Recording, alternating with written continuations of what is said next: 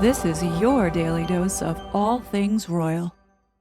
Welcome back, my gorgeous, good-looking friends. This is part 2 of my critical review of the South by Southwest panel that Meghan and other so-called feminists were a part of on International Women's Day.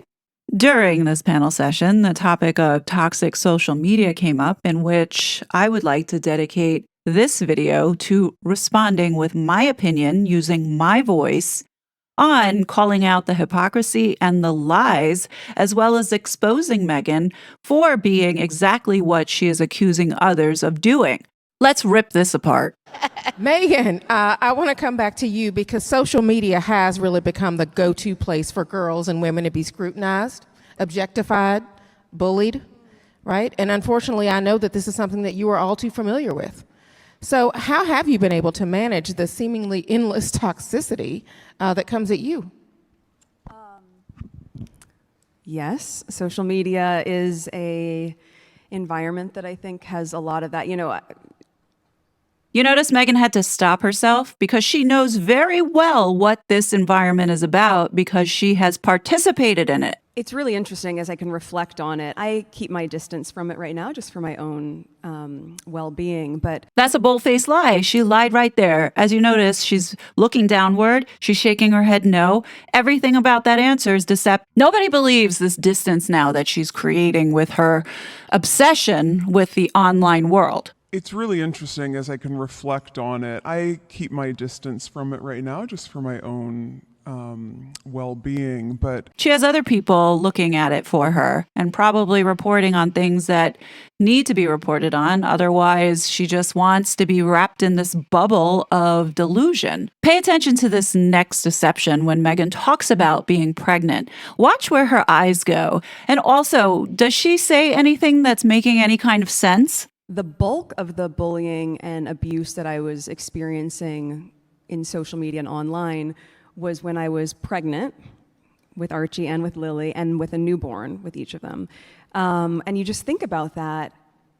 In social media and online was when I was pregnant with Archie and with Lily and with a newborn with each of them. Do you all see the duper's delight? She is being deceitful right here. Was when I was pregnant with Archie and with Lily and with a newborn with each of them. It's my opinion, but this woman is truly a fraud. I don't believe a thing that's coming out of her mouth right now. And to really wrap your head around why people would be so hateful. I hate to break it to Meghan, but hate, whatever degree you think hate is at, is part of the human condition. And whether you like it or not, that will never change. No matter how much you want to censor and suppress people's opinion, they're still going to hate you, Meghan, because of what you are doing or what you have done in the past. Now, I have said this many times over, ever since Samantha filed that lawsuit, as well as the lawsuit that's happening now with Missouri versus Biden and people calling out this censorship industrial complex, you notice that their tactics has shifted. They are now going behind supporting the youth. They're no longer talking about algorithms of oppression and associating themselves with the people that have been mentioned in these lawsuits. Make no mistake, Facebook and Google are still trying to curb speech by penalizing people in ways that deter them from addressing certain topics. And we know that Meghan and Harry have access to various executives in these organizations. So when she now addresses the YouTube community, because that's who she's talking about in this video, you're going to understand a little bit more as to what their tactics are now in trying to silence us. To really wrap your head around why people would be so hateful. It's not catty, it's cruel. Hateful. It's not catty, it's cruel. Again, there's the duper's delight. She is talking about Catherine, and she knows that what her fan base is doing to Catherine is actually taking a toll on Catherine. I hope it's not, but she knows that it is attacking her and it is hurting her because this is what bullies do. And her smiling about it shows some type of sadistic element to Meghan Markle and how she feels about other women. She's a hateful person. It's not catty, it's cruel. Why you would do that? And certainly when you're pregnant or you have a newborn, we all, as moms, it's such a tender and sacred time. And I think, here's another indicator of deception. Like, why would you slip in now all of a sudden being a mother and new mom and slipping in this? Like, as a new mother, who has the time to be scrolling on social media when you have to take care of a newborn? They need more attention and time than you give your own self. So where are you going to find the time to be scrolling through social media and reading about this stuff? In addition, Meghan talks about this mammalian instinct that kicks in. You could either succumb to it or nearly succumb to how painful that is. And maybe in some regards, because I was pregnant, that mammalian instinct just kicked in. Do everything you can to protect your child. And oh, okay. So where was this instinct when this fraud was allegedly 6 months pregnant and wanted to unalive herself? As a result, protect yourself too. But, I think as we look at what's happening in social media, there is so much work to be done in terms of keeping people safe. I agree. People like this need to be put behind bars because they are a threat to America's free speech and freedom. Propaganda is dangerous, especially when people cannot challenge the propaganda. Look at what Meghan did to two nations by inciting hatred as well as division amongst white and black people. She has used her platform for malicious intent, and that was to either appease this progressive ideology that is destroying the family unit, that is destroying this society in America as we speak. It's people like this who are a cancer on anyone being able to thrive in this world. And what I'm coming to understand, it's not just her. It just so happens that Meghan Markle makes an excellent face for this destruction movement, is what I see it as, or Marxist movement. Meghan Markle is in favor of socialism, communism, and Marxism. She doesn't like freedom or this constitutional republic. I don't even want to say democracy anymore, because what these people have done is that they've taken that word and they have twisted it in a way and conditioned people to think that this is what it's supposed to mean when it doesn't. I am an individual thinker. I will never be part of the collective, as so much Meghan wants us to be part of this shared community.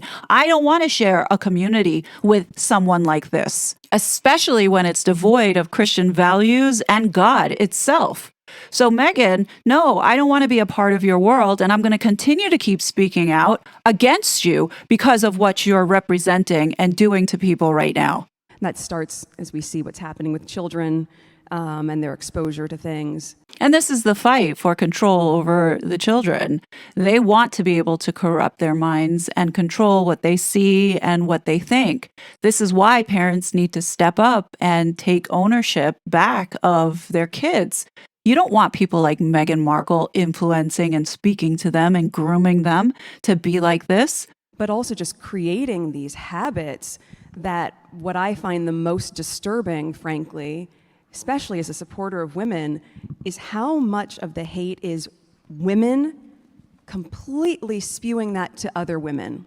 And I cannot make sense of that. What about your fans, Meghan? What about them attacking your sister, not only online, but also in real life, threatening and jeopardizing her personal safety? Where is the security for her? Also, what about the aides that you bullied and you put down, as well as traumatized them from your cruel and horrendous behavior? In my humble opinion, this projection is really a self-confession of what she has been doing this whole entire time. And I can't wait for this to come out in the court of law. Because I understand that there are certain platforms. Look, today's a really good example. This is being streamed on one of those platforms. And it's also fantastic because people are going to have access to hear all of this brilliance and all of this. Let's just call it what it is. Propaganda and lies. Yes, it's being able to be streamed everywhere so we can get this force-fed down our throats. Insight. And at the same time, it's a platform that has quite a bit of hate and rhetoric and incentivizes people to create pages where they can churn out very, very inciting comments and conspiracy theories that can have a tremendously negative effect on someone's mental health, their physical safety.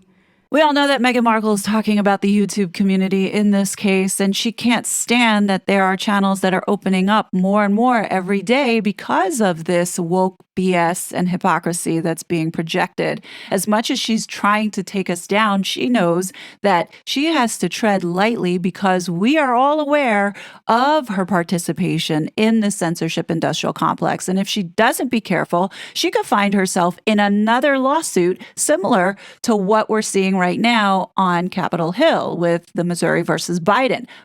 Assuming that Meghan has one of her morons watching this channel and reporting back to her, pass the message that it's not going to stop any of us. We're going to continue to keep speaking out because our freedom is worth fighting for.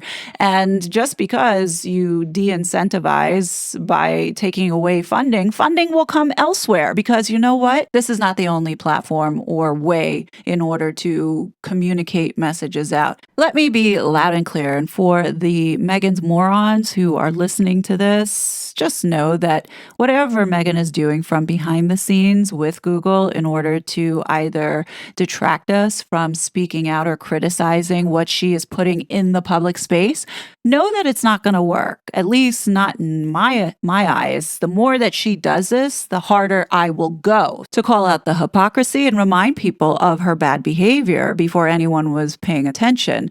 All that she has done has been well documented and archived, as well as those vile and vicious Sussex Squad podcasts that have been mysteriously pulled down that I'm guessing she doesn't want anyone to hear. Well, just know the internet is forever. So I think we have to really take a look at that when we're talking about how many women are in leadership positions, as you're saying, in broadcast. There are a lot of women that are at the highest level, executive level, who are great champions of women, who are great philanthropists, and they are working in these spaces, and yet they're allowing this kind of behavior to run rampant. Can anyone take a guess who Meghan is talking about? I think it's worth reminding people of what this eloquent broadcaster had to say. Or here's just a couple off the top of my head, all right? Your wife's a bully. Her former press communications person who worked for both you and your brother, Jason Knopf, is on the record about the bullying she committed against people who were younger than she was, or who are less powerful than she was within the palace, who she made cry all the time. One of the other people that she apparently made cry was Princess Kate. She told Oprah that Kate made her cry, but now we know from your own book, Harry, that it was Meghan calling Kate a baby brain. It's your baby brain after she gave birth to her third child to explain Kate's complaints about Meghan's wedding plans. All right? That's not polite. That is rude, as Prince William later told you in referring to your wife. That has a tendency to make people not like you when you have the nerve to comment on their hormones after they just had a baby when you barely know them. Number two, she's a brat. We know from Dan Wootton's reporting, which is, you can take it to the bank. Dan's reporting, he's got very solid sources. He broke Megxit and he was right, that she was upset about her tiara. She wanted the one and she couldn't get it because it had some stone that was controversial, etc. And Harry said what Meghan wants, Meghan gets, and the Queen had to reprimand him. That's the kind of story that makes people dislike you within the royal family and without. Your wife abandoned her entire family. That's another thing, in favor of celebrities at her wedding. She cut ties with virtually everybody whose shoulders she had stood on her way up the fame scale, just as soon as she met you. Well, that seems a little rude too, kind of disloyal. Also annoying. And then what was George Clooney doing at your wedding? You didn't know him. She didn't know him. That's who she had there instead of the sweet cousin or her stepsister, whatever it was, who she had supposedly grown so close to. You said that in your Netflix documentary. She forgot that girl. She ghosted her because apparently she didn't make the grade. Never mind her step-siblings and so on. Half-siblings. Here's another one. You abandoned the royal family in their greatest time of need. Both of you. You planned Megxit and executed on it. For one thing, when Prince Philip was dying in the hospital, you sat down with Oprah and called the royal family a bunch of racists. By the way, they now deny that. We'll get to it. You didn't care. And you didn't even have the decency to rule him out or the Queen when you knew he was in the hospital. And very elderly man, your own grandfather. Nope. Still wanted your moment in the sun with the Queen of Montecito. Well, When the actual Queen Elizabeth, your grandma, was in the hospital, you two were sunning yourselves out in California. Everybody on the royal family went out there and upped their royal duties so that she could be rest assured the family still had her back and was representing the royal family, not you two. You were in the midst of your wine-a-thon out there on the West Coast. You were happy to call her family racist when she was in her last year on Earth. You made the Queen's stress level go up, not down, when she was at her most aged and infirm. You two both constantly play the victim. That's our number one complaint about you, despite the enormous privileges life has handed you. This is why we can't stand you. And it probably irritated your brother and your father and your mother-in-law too, right? You go out on Oprah, you and your wife, and want us to care about what title your kid is going to get or how big your castle is, like you complain about in Netflix, what color designer dresses you were forced to wear in your wife's case, without stopping for 2 seconds to acknowledge the struggles of real people. No one cares about your kids' damn titles or your tiny castle or your beige dress, right? Your wife even wanted us to accept her as a Me Too victim, saying she'd been objectified. She was objectified because people looked at her on the set of Deal or No Deal and didn't want her opinion on inflation. She was objectified. No good deed goes unpunished. They give her the role of a lifetime.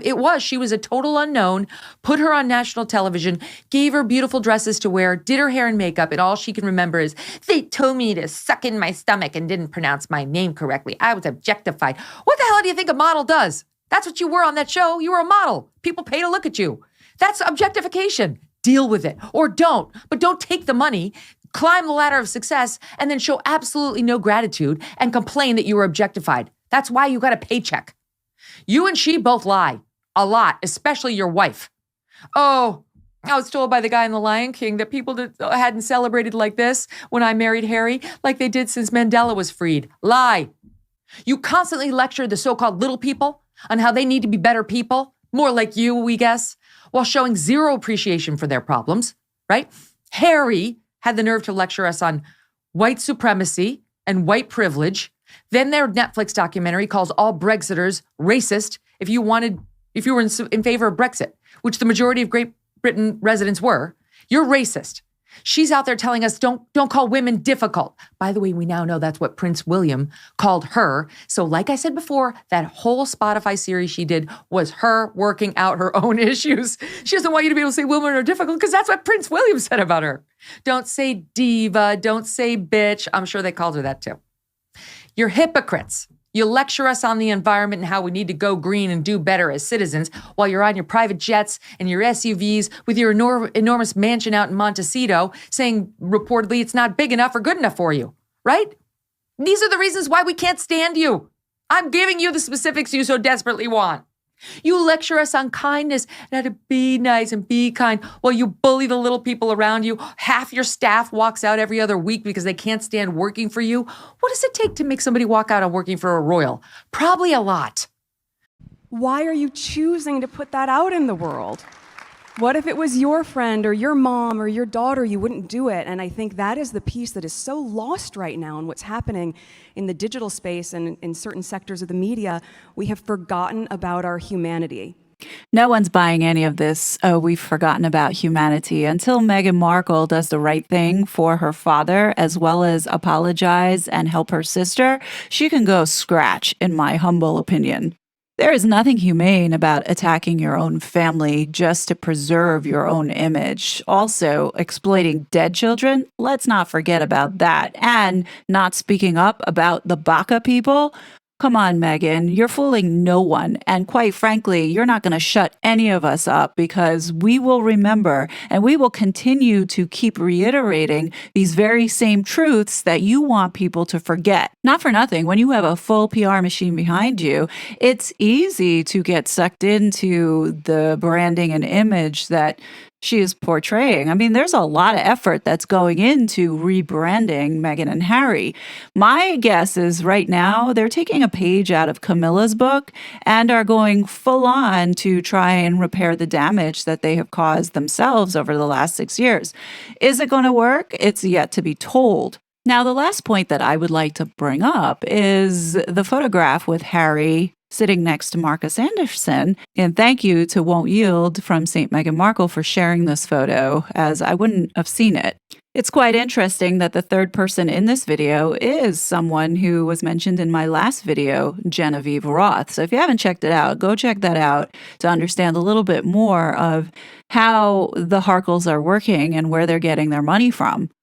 Now, I was having a discussion yesterday with the Duchess of Sussex on Meghan's relationship with Gloria Steinem. It's so interesting that in this panel, Meghan brings up Gloria Steinem, and then you have Brooke Shields talking about Gloria Steinem. And then to find out that Gloria Steinem is also connected to Gina Davis. And the reason why I raise this point is because Gloria Steinem had been known to be connected to the CIA and had worked for the CIA. For all we know, she could still be working for the CIA. In addition, let's not forget that Harry was working with Renee DiResta, who also had been tied to the CIA. So after spending a little time thinking about this and remembering that Gloria Steinem was paid by the CIA to quote unquote help her cause, it then dawned on me to think, is it possible that the CIA has been paying Archwell and that money is going through the U.S. Aid Department, which I discovered last night is where funds normally come from when the CIA is trying to give money, per se. Check out yesterday's video as it will give you more context in what I mean by this. Now, before you turn off, just hear me out and hear this through. I'm not saying that she is definitely an asset, but the possibility of her being a CIA asset is real. The question that comes up so many times is how is it that Markle can get away with all of this? Who are her backers? Well, could it possibly be that it's the CIA who's subsidizing their lifestyle? It's possible, folks.